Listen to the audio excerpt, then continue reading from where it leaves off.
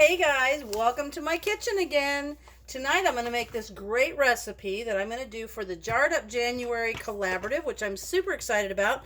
This will be my third and final recipe, and this one is from the Home Food Preservation website. You just go into Home Food Preservation and there's just tons. It's a National Center for Home Food Preservation is where you'll go, and this recipe can be found in a lot of different canning books. This is the Harvest Time Apple Relish. You can even type that in the internet and there will be some university extension office recipes for this too. But just remember, if you're going to get an internet recipe, make sure it's from an approved source. So this one is Harvest Time Apple Relish. I've got 8 pounds of apples. I'm going to use 3 cups of distilled white vinegar. And remember, when you get vinegar, to look on the side and you'll see that it's 5% acidity. You always want to make sure it's 5% if you're going to use it in canning, because that's the acidity that would be required. 2½ cups of sugar, 2 cups of water, 4 teaspoons of ground cloves, which I have here, and then I've got the cinnamon sticks. You'll need about 8 of them. I'm going to break them in half because this recipe calls for 7 to 8 pint jars, and I'm going to be using half pints only because I tend to like a smaller jar because we don't go through that much at one time. So even though I'm going down in jars, I'm going to leave the processing time as is, because there isn't a time for a smaller jar, and you never want to go up without increasing your recipe or your cooking time, your processing time.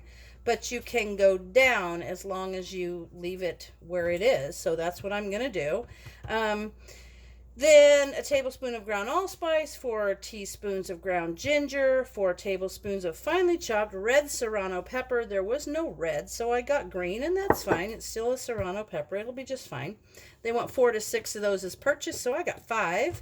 And then what I'm going to do is first I've got my jars washed and in the steam canner ready to go. They're hot.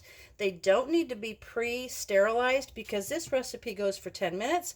And remember the rule, if it's 10 minutes or more, the sterilization happens in the processing. So that's super convenient.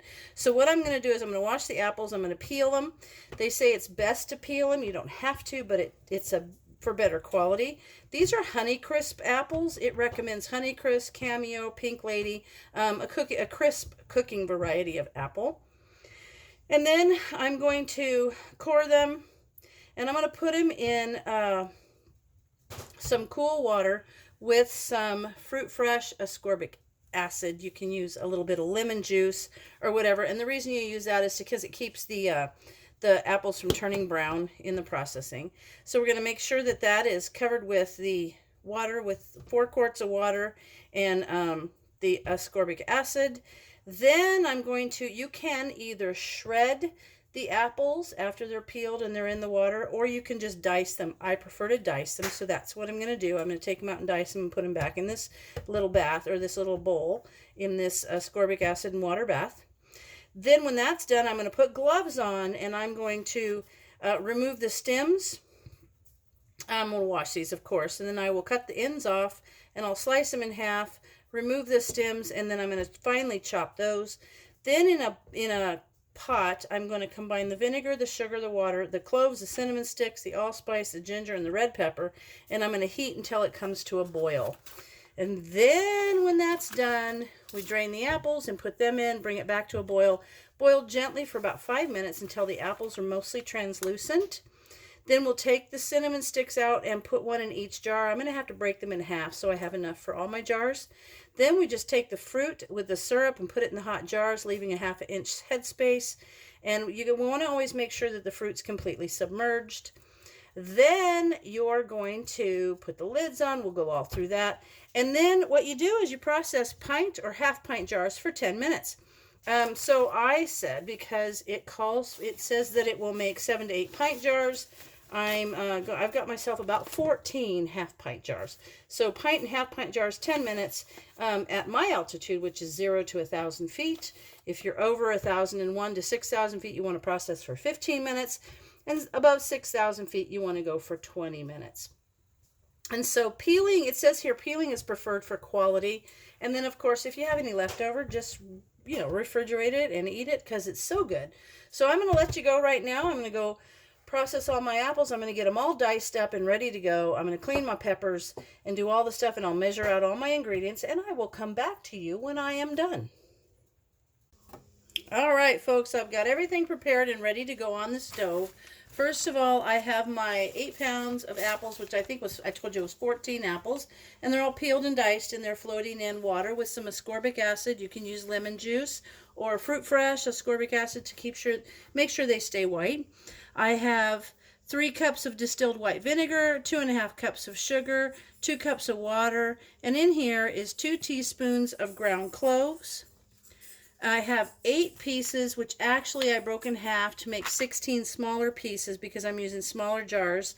A stick cinnamon, and then I have a tablespoon of ground allspice, 4 teaspoons of ground ginger, and then there are 4 tablespoons, or about 1/4 cup of finely chopped, it says red serrano pepper. I couldn't find any red, so this is just green. So what I'm going to do is I'm going to combine these ingredients, the vinegar, the water, the spices, the sugar, and I'm going to, and all the spices, and and the pepper, and I'm going to put them in a pot on the stove, stirring to dissolve the sugar, and then when the sugar, I'm going to bring it to a boil. When the sugar is dissolved and everything is at a boil, I'll bring you back because that's when I'm going to drain the apples, and then I'll add those to the hot syrup. And then simply bring it back to a boil, boil gently until the apples are kind of translucent. Then we're going to put it in jars and jar it up. So let me get my pot here, and I'll put all these things in it for you, which I'm sure you can figure this out. But this smells, I mean, the spices together, there goes the 3 cups of vinegar, and that's the distilled white vinegar at 5% acidity, 2 cups of water, and then, of course, all the apple cores and peels my chickens are going to love. There's the 2.5 cups of sugar. Here's all the spices, so delicious smelling, and then the peppers. I don't want to touch those, and I'll tell you, when you do peppers like this, you want to make sure that you put gloves on, cut the end off, split them down the center, and then you use your thumb and kind of run down the ribs so that you get rid of the seeds. You want to keep gloves on you, because if you don't, and you get that pepper on your hands, and then you happen to touch your eyes or something, it's bad stuff. So these cinnamon sticks, when I got them, because this will do 8 pints, I wanted to make sure that there were 8 sticks in there, so tip it over and make sure you count your sticks. Then what I did was I broke them in half, so they're only half as long, and I'm going to put those in. All right, there we go. It already smells fantastic. It's one of those things that you think, oh, you could sit there and simmer it on your stove and make your kitchen smell wonderful. So yum. So I'm going to put that on the stove. I'm going to dissolve the sugar, bring it to a boil, and then in will go the apples. Okay, so I've got the liquid mixture to a boil, and I will tell you guys, do not lean over this and inhale because it'll get you. This stuff is really, it's like the ginger and the cinnamon and stuff, and that stuff will get you. Anyway, so now that we've got it to a boil, the instructions have us to have drained the apples, which I've done, and then we're going to add the apples to the hot syrup mixture, and then we'll put it back on the stove, and we will get the little piece of skin out of there, put it back on the stove, and we will bring it back to a boil and boil gently, stirring occasionally. It'll take about 5 minutes until the apples are mostly translucent. So I'll let you see how that looks. Oh my gosh, now, well, the peppers are so good. This is gonna be so good. I've never made it before, and I'm glad I decided to make this for the Jarred Up January collaboration, because this is just gonna be so yummy.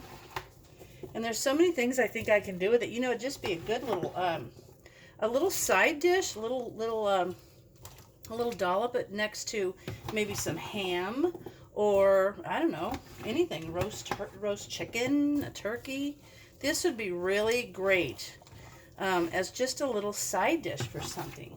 So it's gonna be great next to a sandwich at lunch. So that's why I like to do the smaller jars though, is because I just use it kind of like that. So let me get the rest of these in there, and then I'm going to put it back on the stove. There will be more liquid as these apples kind of cook down. So that's why I'm not worried about getting all these apples in here, because I know it'll cook down and there'll be plenty of liquid. So I'll get this going, and then I'll bring you back after it has boiled and the apples are more translucent and it's ready to jar up. So I'll get everything set up and I'll see you in a few.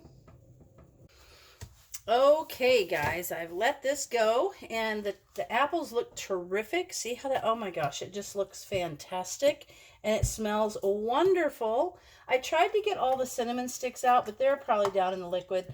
I'll find some of them as I'm jarring it up, but I did get enough out to get me started. Oh, there's one.